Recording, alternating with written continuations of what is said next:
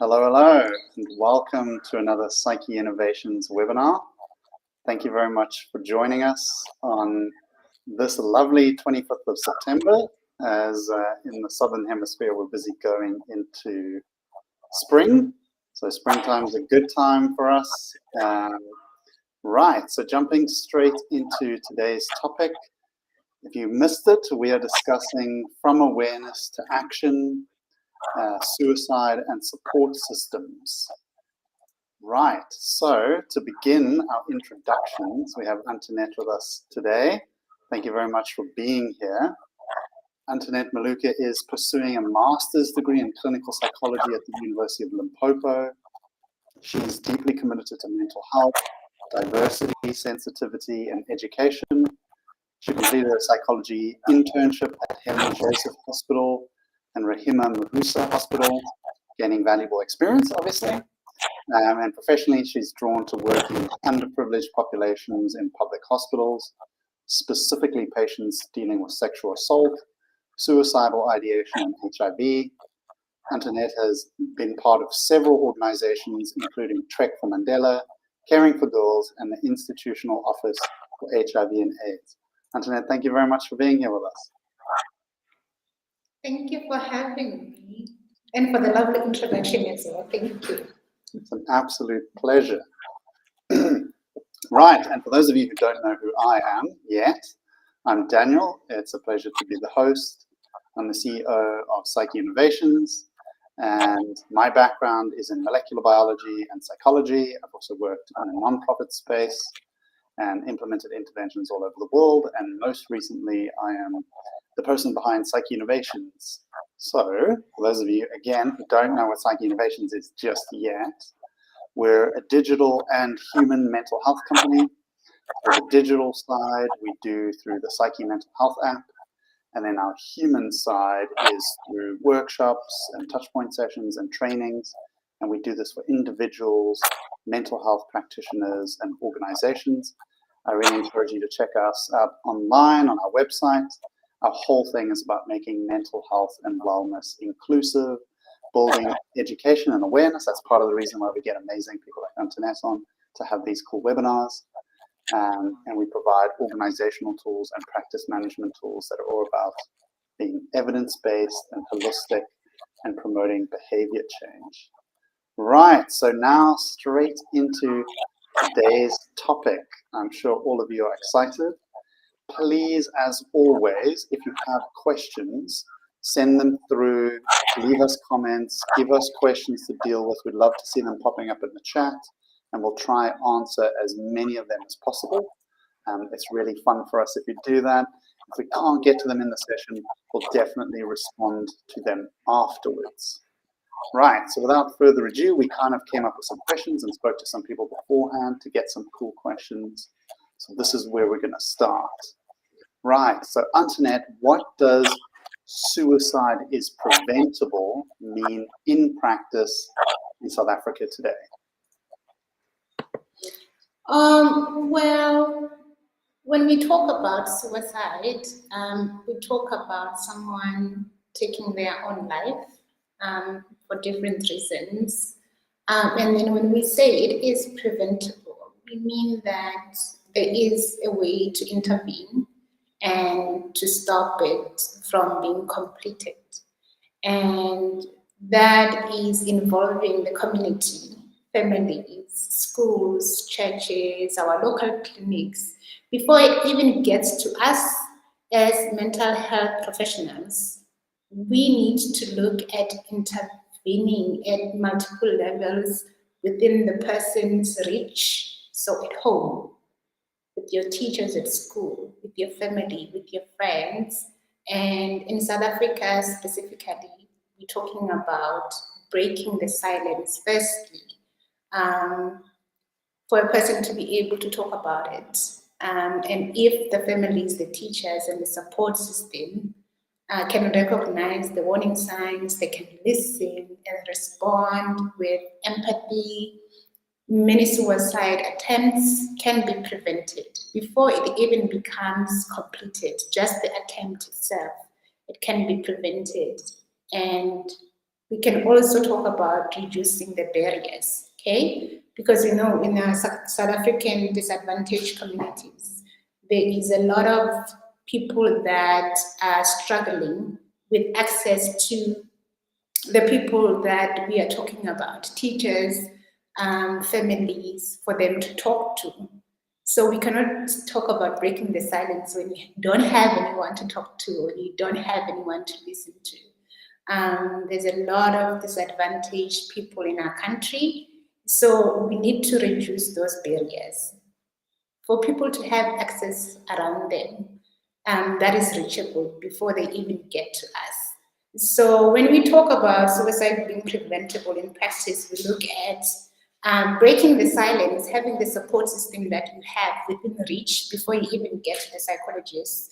And that support system listening to you, being supportive, and then they can get you the help that you need.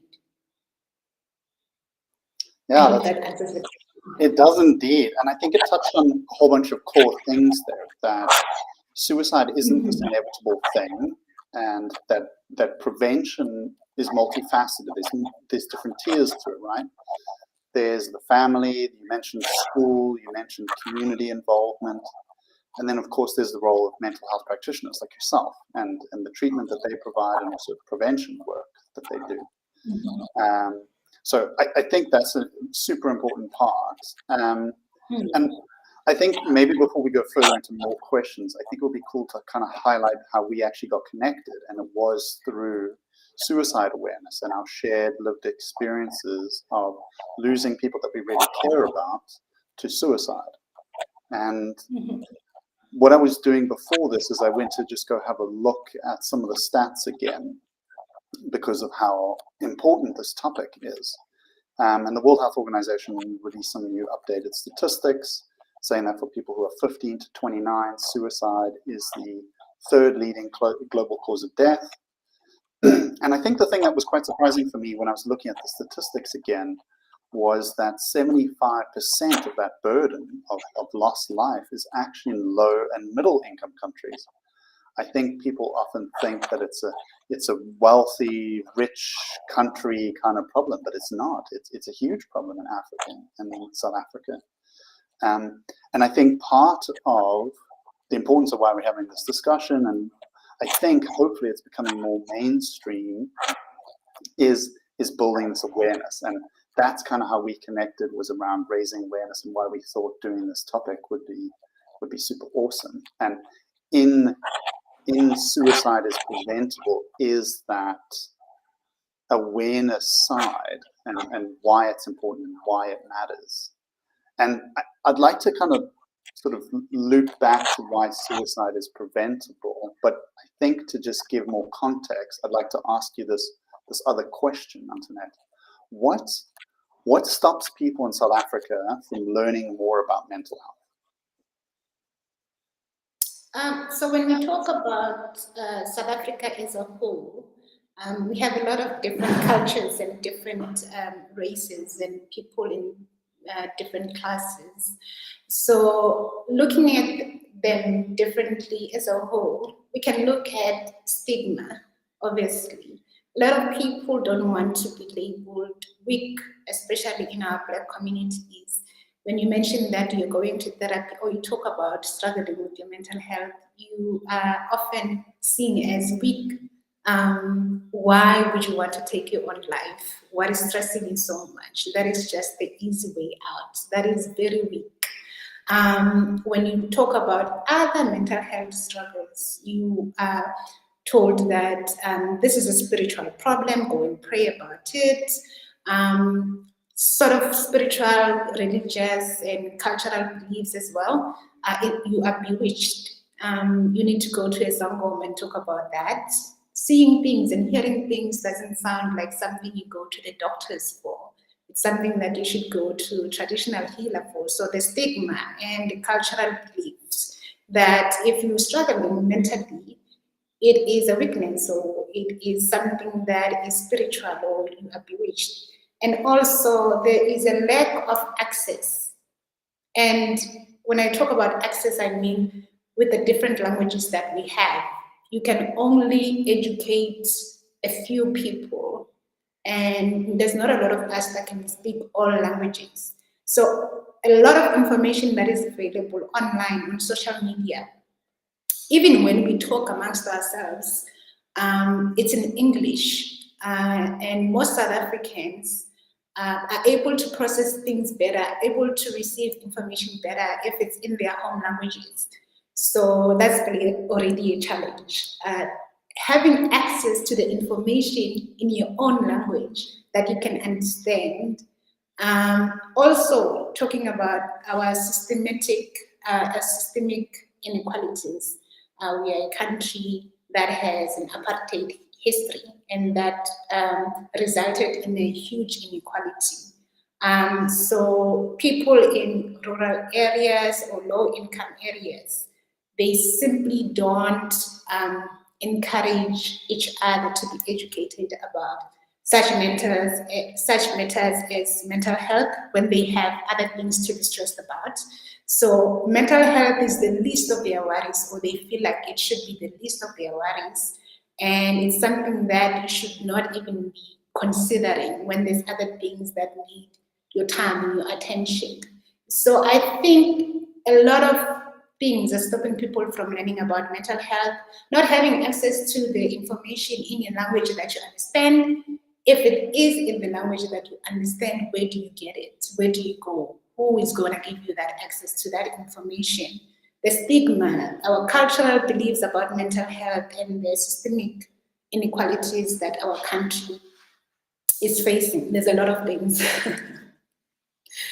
It is a quite concern. Yeah, it's so multifaceted, the layered challenges that impede mental health awareness and suicide awareness, and then all the linked efforts that come with that, the prevention, the treatment, and for all those myriad reasons that you mentioned, right? The systemic inequality is the lack of access to the right resources at the right time, and how that's infiltrated education, the lack of mental health education. If I think back to my days in school doing life orientation, maybe I just can't remember, but I really don't remember anything on mental health and how you ask for help. And while South Africa is super diverse in terms of culture and language, I think there's a lot of shared commonalities that perpetuate the issues we're seeing. And it comes down to shame. People think mental health and asking for help is, shameful. We don't talk about that. Whether you're a man, you got to be strong, if you're a woman, you got to suffer through, and you got to hold the family together. If you're a young person, you're worried what your parents will think, and so that's such a shared aspect of it. And then when we think about education and language, because of the poor mental health education, how can you explain your experience if you don't even have the words to do so, or the vocabulary to do so? If you've never been taught what anxiety is and what that means, and what depression is and what that means, and even just the basic ideas around suicide. There's the ideation when you start thinking about it, and then there's the attempt stage.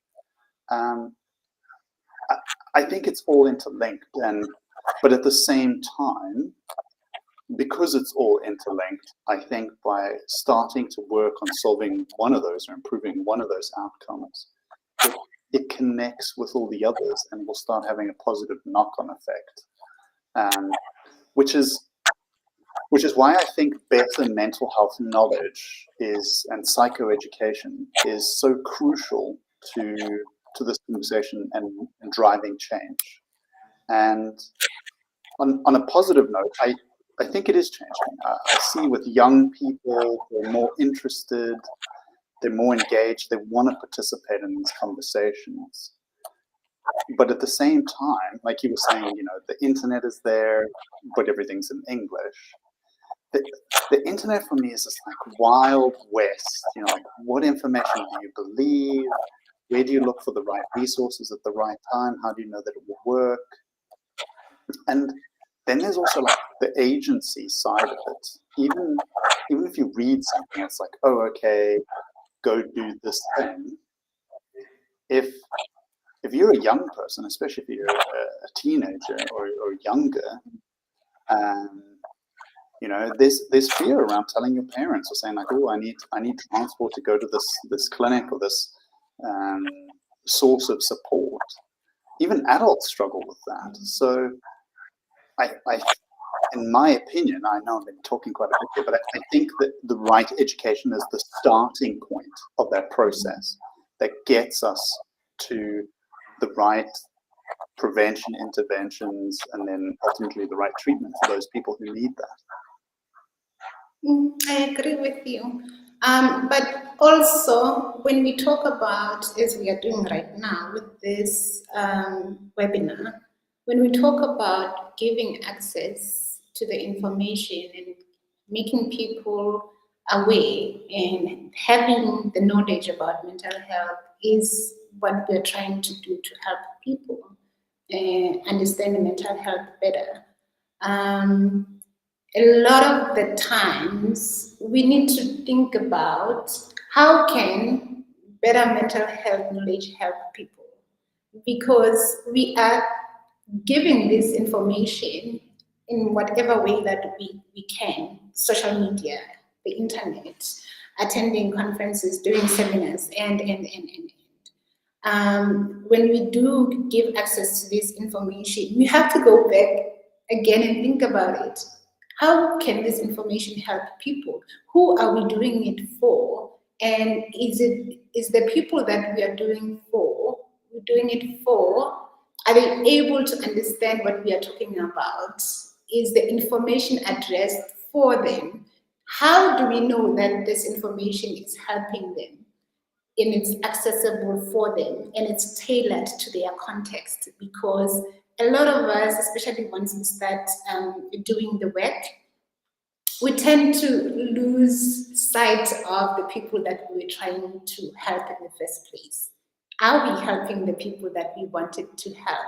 And how can this knowledge help them? Do we see any changes? How do we know that it's helping? What do we see? For us to be able to say that, oh, okay, it is working, we are doing something. What is it that we see in their lives that is changing because of the information that they have?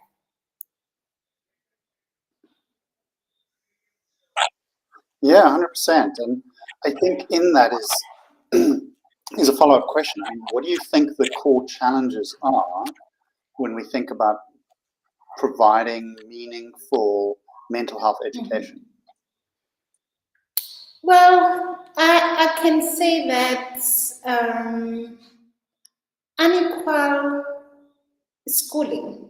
So a lot of people in township schools, in the township as well, they often don't get the mental health life skills that people in a different social class get. So there's also the matter of inequality there.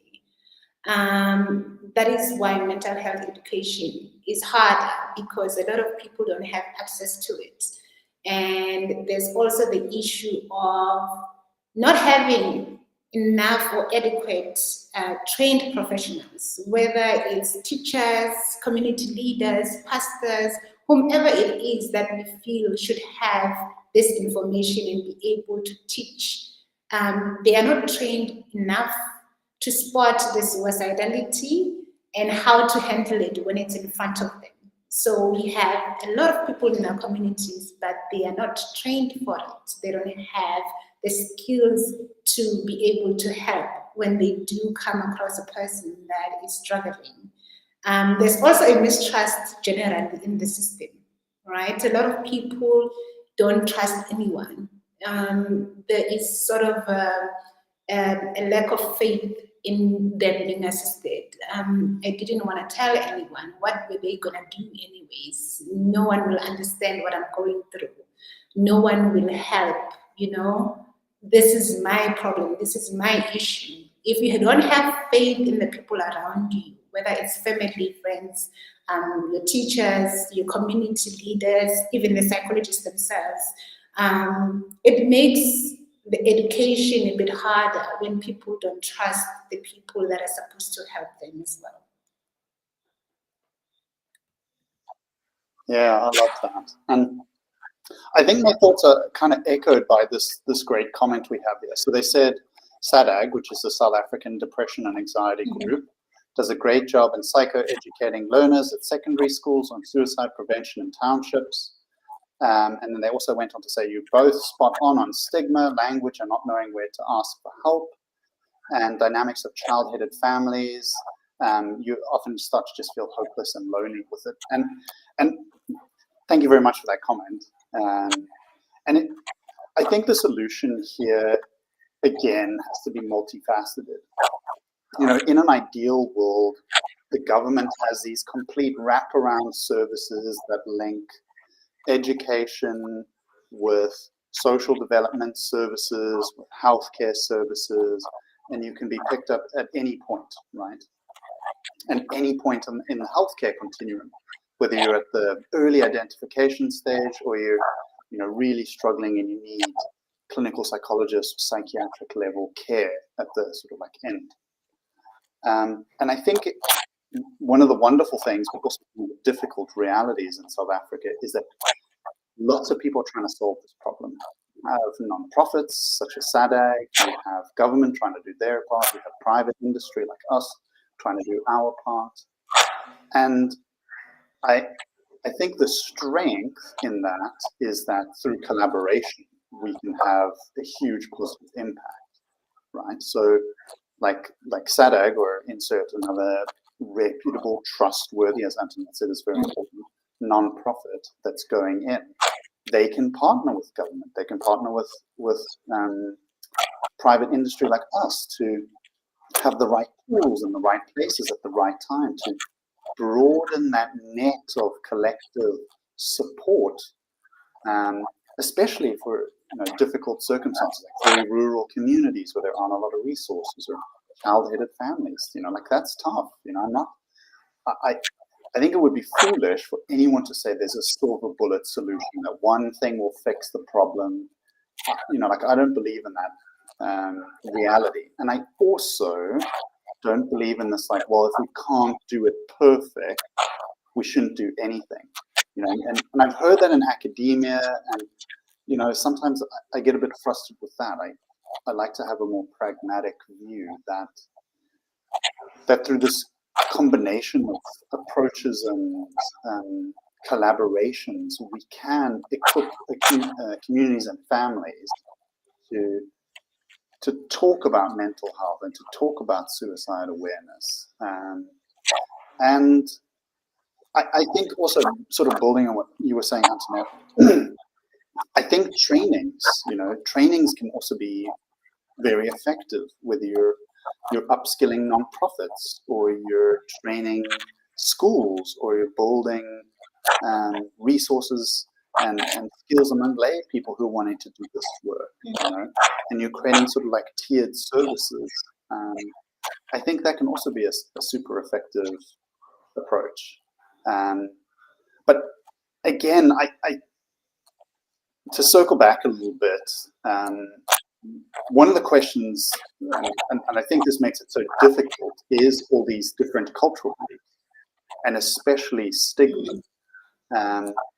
Because, and this is what I want to ask you, like, how do we deal with this, Antoinette? Because, like, you'll have somebody in an organization that's like waving the flag, yes, let's do something about mental health, and then another person, insert whatever their reasons are and their own personal lived experiences, are saying, no, this is not important, this is like super back of the line. What do? How do we change those perceptions? And I'm curious what your experience is when we think about that.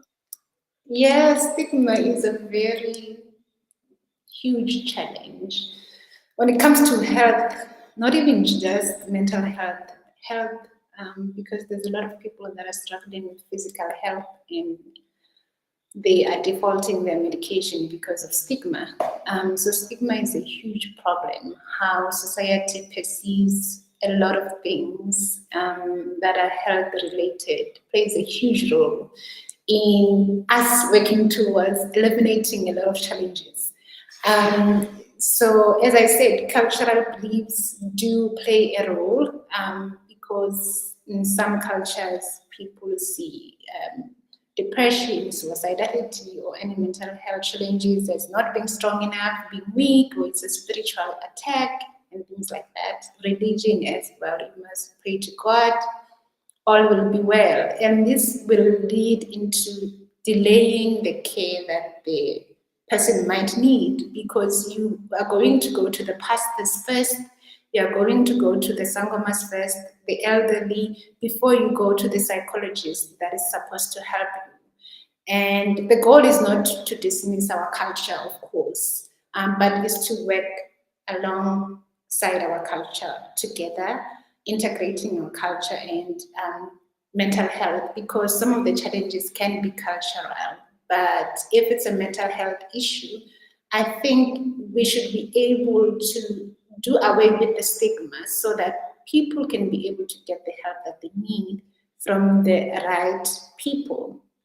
And sometimes you will hear things such as, I don't want people around me to know that I am in therapy.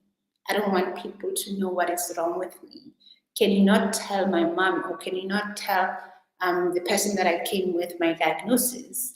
Because they don't want to be perceived in a different manner or in a certain manner because of the stigma that exists when it comes to mental health. And this delays care. They delay how the person is getting help and if the person will get help. And I think it's a problem that we need to deal with as a society, because there's a lot of having pushback when it comes to trying to make changes, especially changes that are new and people are used to doing things a certain way and they have been doing things like that for a long time. And then you come and say, maybe let's try it this way. Let's try it this way. It might work a bit better. You're trying to change an entire system that has been working for them for a long time. Not really working, but it has not been challenged for a long time. And you are saying, okay, let's look at it in this manner. Instead of a person trying to change how they have viewed certain things, they will try to change you. No, we don't do that here.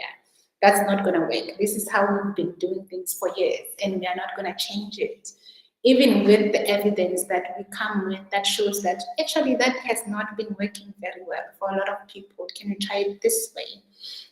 There's a lot of pushback because people are generally not welcoming to change. They don't like any kind of change. Also, just having a topic as simple as let's change how we talk about suicide. We do not say that a person committed suicide is no longer a crime. We say they are taking their own life but that's what we've been saying for all these years. We're not going to change it now. You know, it works, doesn't, and you have to talk about how this leads to stigma. It's part of the problem that is leading, and a lot of people don't see the need for all these changes because that is how things have been done for a long time. And so the beliefs, whether they're cultural, spiritual, or just social beliefs, they are very, very difficult to work around because people have been socialized and they're set in their own way. So it does influence how people view mental health. It does influence if they will get help and when they get help. Most of the time, people come to us because they've been referred by the doctor in the hospital, or they have been forced by their workplace. The company said, you need to go see someone. They don't come because they feel like they are struggling. So I think that stigma and the beliefs that we hold about mental health is a huge challenge that we need to work on, starting with the little things, how we talk about it and how we engage a person that is saying, hi, this is what I'm struggling with, and the kind of reception they get from other people, how they receive you when you do share that I'm struggling mentally. Yeah, 100%. And I think you hit the nail on the head there. How people experience mental health and how they enter the care cascade, whichever point that is different. Some person, and when we talk about healthcare, most people access mental health by first talking to their family doctor or their GP, and their GP refers. But it could be their pastor or their imam or their priest, or like a religious figure. It could be a family member. It could be a friend that encourages them to seek care. And that's why, maybe controversial, but that's why we also should vaccinate, right? Is that we create this net, this system of health that supports everyone. And what I think is so true there is that, yes, we have such diverse culture and language and all these differences, but at the core of it, there's continual process of scientific discovery and research that leads to evidence-based practice and key frameworks and universal approaches that we know work, that can then be contextualized by healthcare professionals, by nonprofits, where they should communicate and work with each other to say, okay, well, you're saying our intervention should include teaching people to serve, teaching people to serve to promote mental health. If you're in a coastal town, that makes sense. If you live inland, it doesn't make sense, right? And I mean, maybe it's a silly example, but the point I'm trying to make there is that the communities and those leaders and those stakeholders must work to contextualize those evidence-based approaches and be part of that dialogue. And so the science and the practice and the work, it develops, Like if I think of ourselves, and we're a mental health company and we have an app, I regularly have people telling me like, oh, why don't you have adaptations for the blind or for the deaf, or why isn't it like in every single language yet? And like, I hear you, those are valid points, but you have to start somewhere and iterate and move and try and improve and build what you're doing to work within the communities and the frameworks that you have. And that progress can be slow, it can be frustrating, it can be imperfect at times. But, that's just what we kind of have to do. And especially when we're dealing with something as complex as mental health, it's difficult. And the lived experiences and realities that people have for exactly the same condition can be vastly different. So I think mental health, is another strange analogy, is a little bit like being a veterinarian. Like you got to be able to deal with whatever comes in the door, and that can be so different each time, and you got to kind of think on your feet.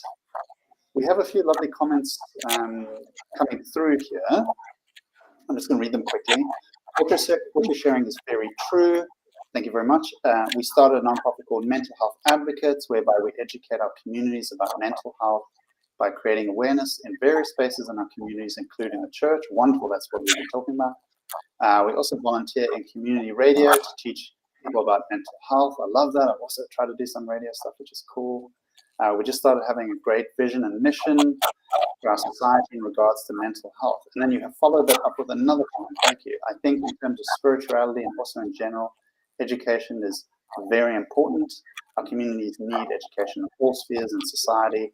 I think we're making progress in the area of spirituality as well, using the same word which is in the Bible to teach them about mental health, bringing together medicine, science, psychology, spirituality. I love that. And using the biopsychosocial model. So that's like all these different aspects that come together that make us who we are, and how society works to affect the well-being of the individual. To just kind of like explain that model a little bit, you have these like kind of tiers. It's like your family, and then your community, and then it's like your government, and national society on that sort of wider level.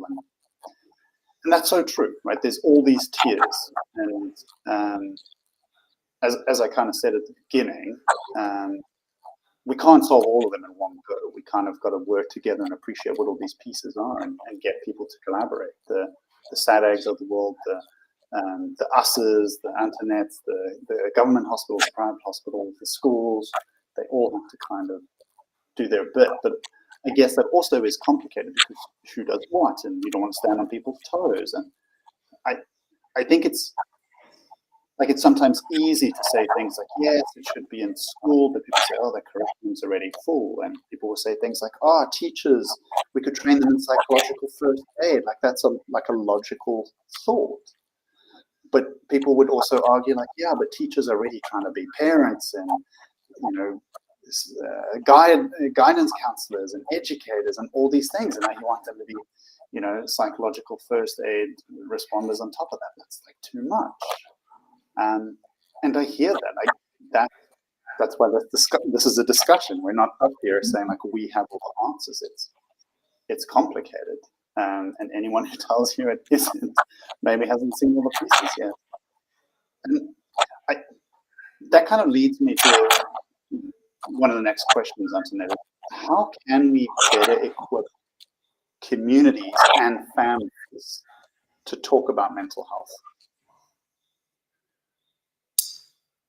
Well, I think going back to the point that you just said now, that teachers are already overloaded with a lot of things. Now we want to talk about mental health and them being trained. It is too much for them. There is a lot of why is the community getting involved? It's the psychologists' jobs or the mental health professionals' jobs. But the thing is, we're talking about accessibility. There's not a lot of people that have access to psychologists or mental health professionals. And a lot of the times, when someone is in their home, bathroom or bedroom, wherever they are, and they decide to take medication, and now they start feeling sick, they're vomiting, they don't call the psychologist. They usually tell the mother, I overdosed on medication, I was upset, this is what happened. They tell the mother, oh, I'm going to do something to myself. They tell someone around them, whether it's someone at school, at home, but it's usually the immediate family. And that is why the training and equipping the community is very important, because they are sort of like the first responders. We usually are the first responders when it comes to whatever is needed in the hospitals, but at home, the family is usually the first responders. And them being equipped in psychological first aid is very important, because they usually are around. So a lot of the times they don't know how to respond.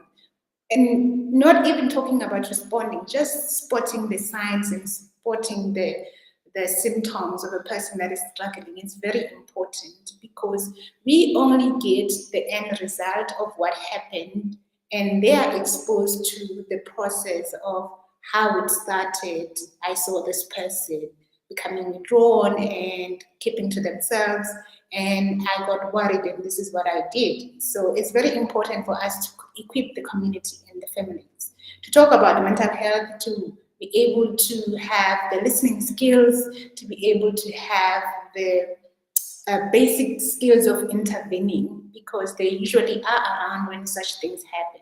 So it can be our parents, the elderly, it can be the church, it can be Stockfells. A lot of our mothers and aunts are having Stockfells. They meet weekly or monthly. Maybe equipping communities like that, community groups, radio. A lot of our parents are also listening to the radio, especially in a language that they can understand, since a lot of them consume information from the radio as well. Because I know the youth is using social media, and that's where you get access to the youth. But a lot of the time, the first responders are the elderly. So that is where we have a better chance and better opportunity of educating and informing them about mental health. And that is why I think it's important for us to equip communities and families. We already have trained professionals, yes, and the professionals are there to do the job, but we need to also train the people around the person that is struggling to be able to help when such things happen, because they get to us most of the time when the damage has already been done.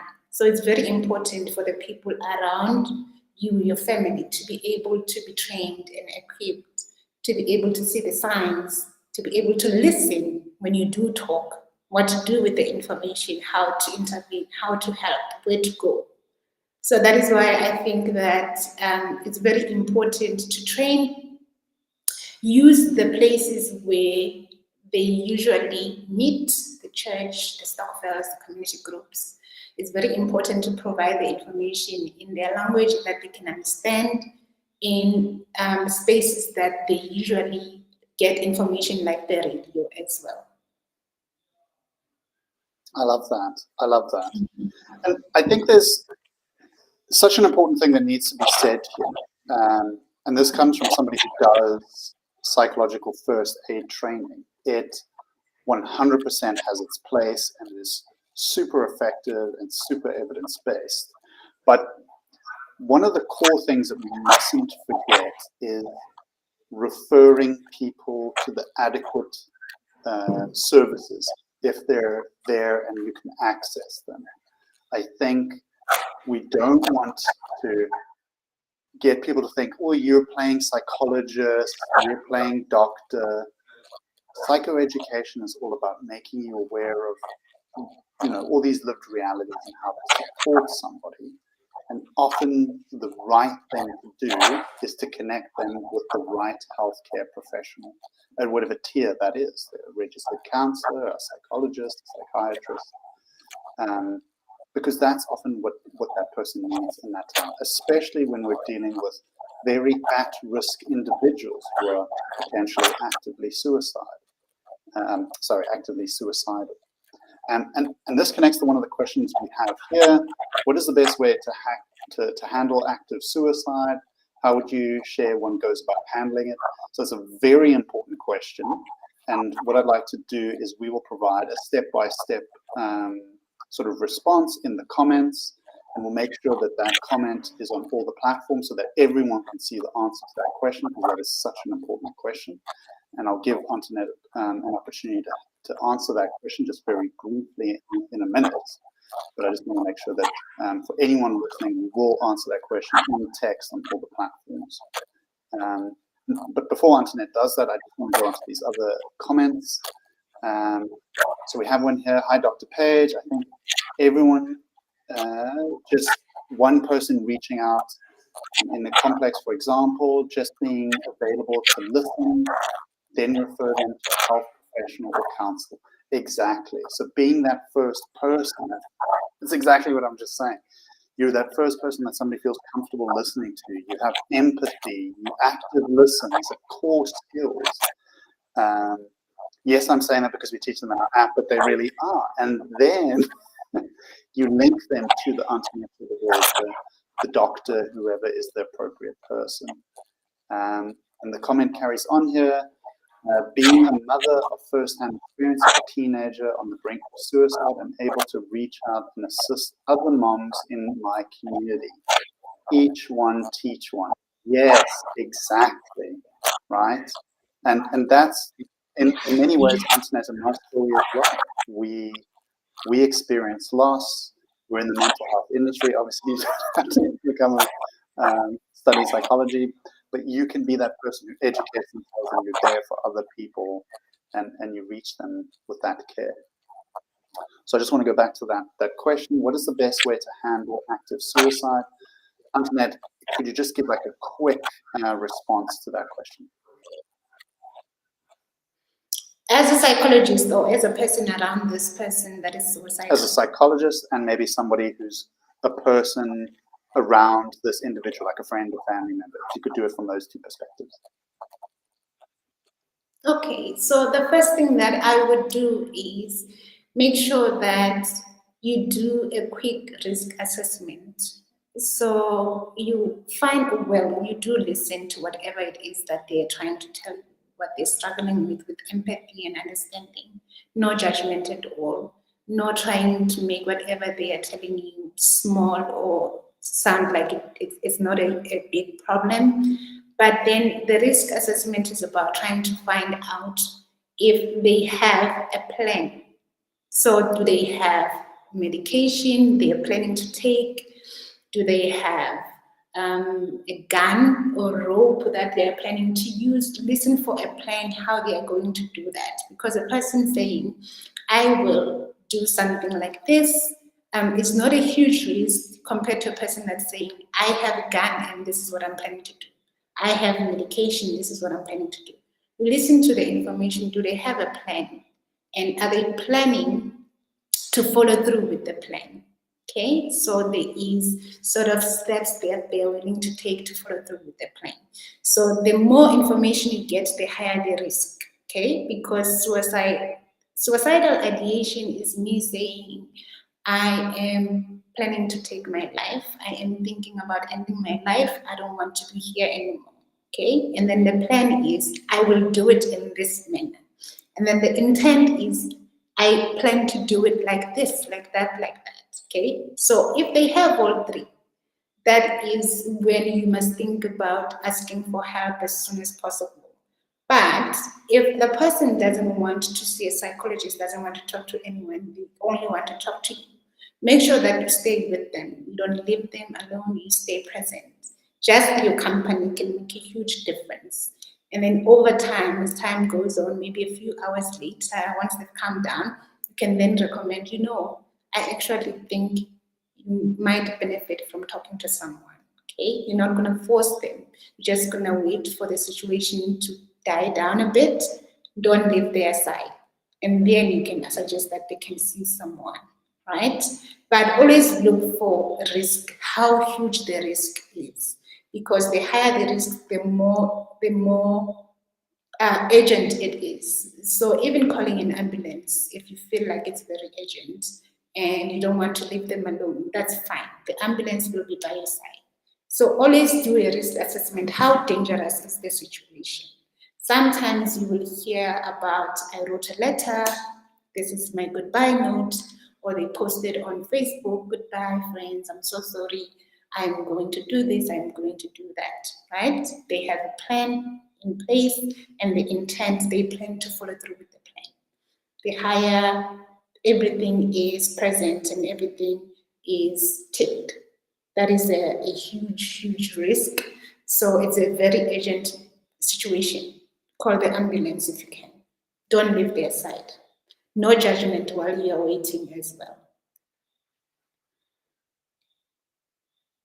Awesome. Thanks very much for that response. That's fantastic.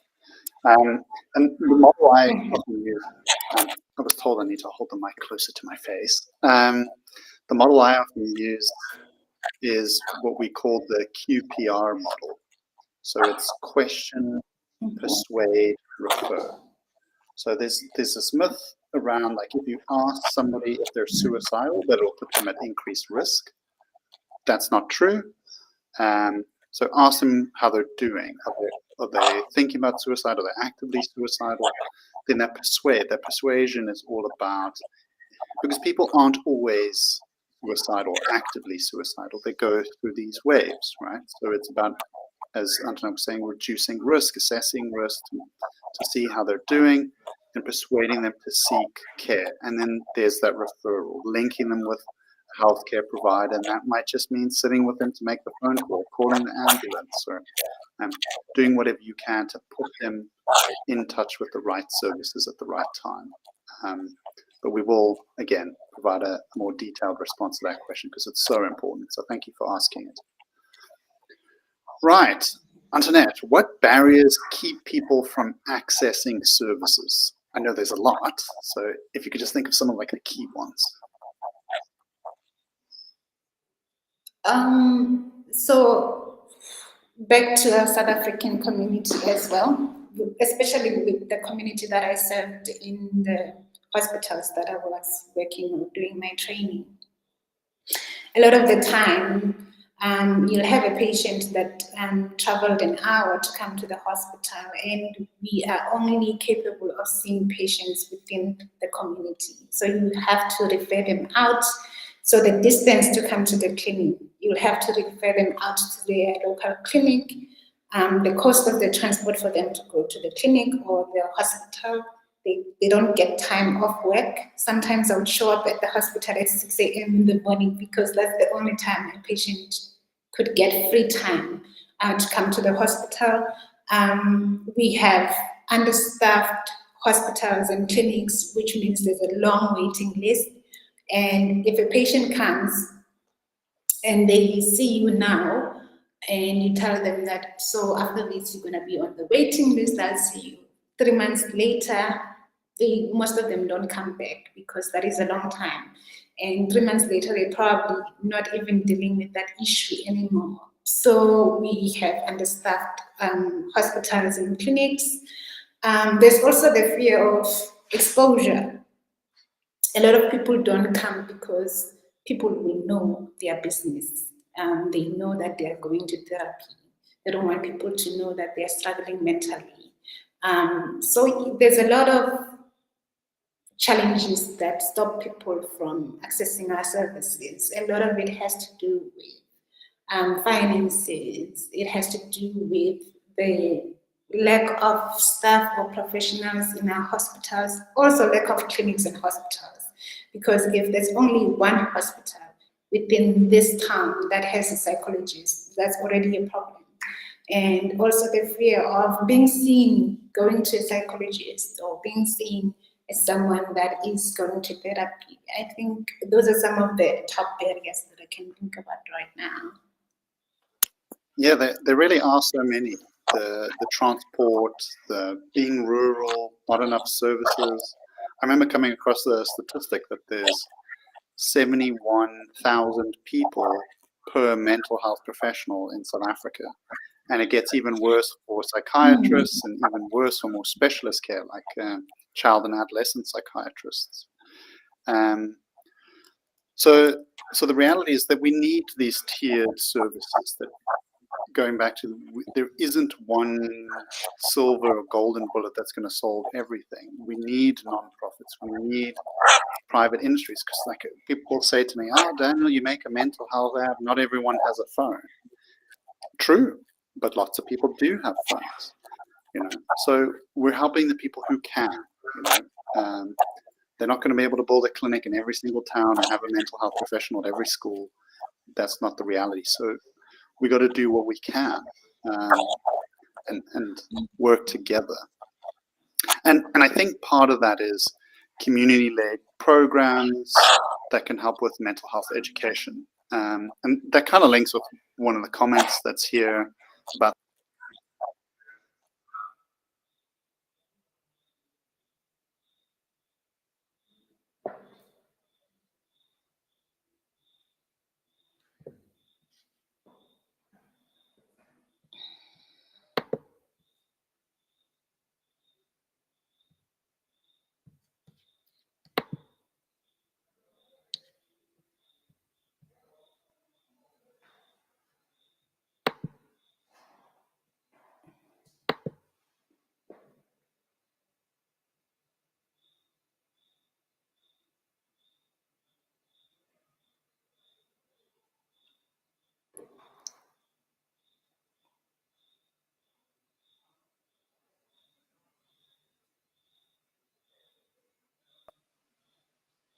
I have no idea. Was I the one who was gone? I think something happened. It's okay. Okay.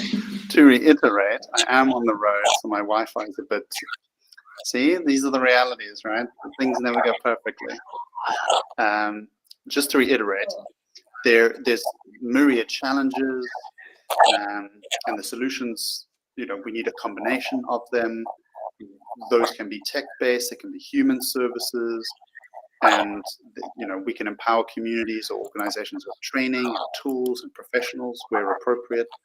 And it's really just, it's challenging, but it's the reality that these organizations need to try and find evidence-based resources, whether it's an app, whether it's a training course, whether it's a mental health practitioner, to implement in their system as best as possible. I see a comment here that just came through. Again, I do apologize for going AWOL with the connection. I've been trained as a school counselor, a degree created by the government.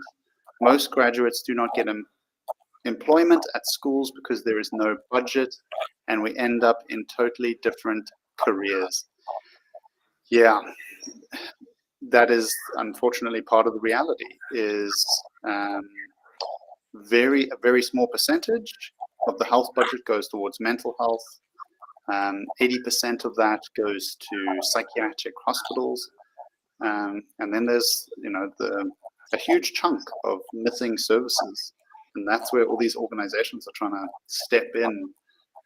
Tomorrow Trust and Reach Trust and SADAG and Lifeline. I feel like I'm sponsoring these nonprofits. They don't pay me anything.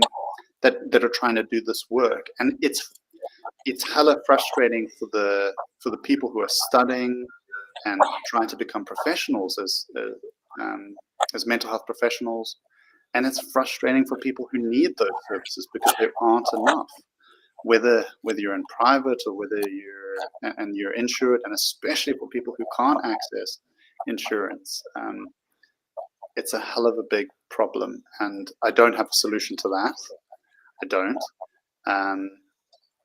But awareness through education, through trying to change policy so that governments and organizations and schools and businesses all play their part.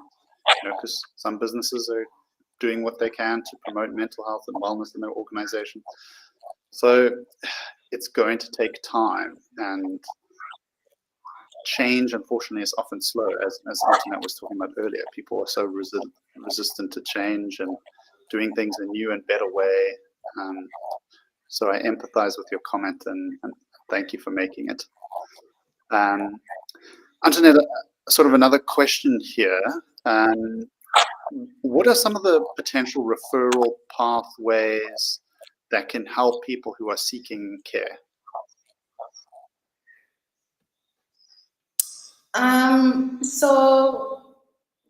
So when someone finally opens up and they say, this is what I've done, or this is what I'm planning to do. So the pathway usually is telling the person around you, and then the person around you may seek help, maybe at a local clinic, and then the local clinic will find a mental health professional, and then that is usually how it goes. But within our system, usually if the suicide attempt has already been completed, they usually go to ICU or to the medical professionals firstly to get whatever they put in their system out. And once they are fine and they have been cleared physically, then they can be referred to us so that we can try to see if they are still at the risk of repeating the suicide, or they can be sent home.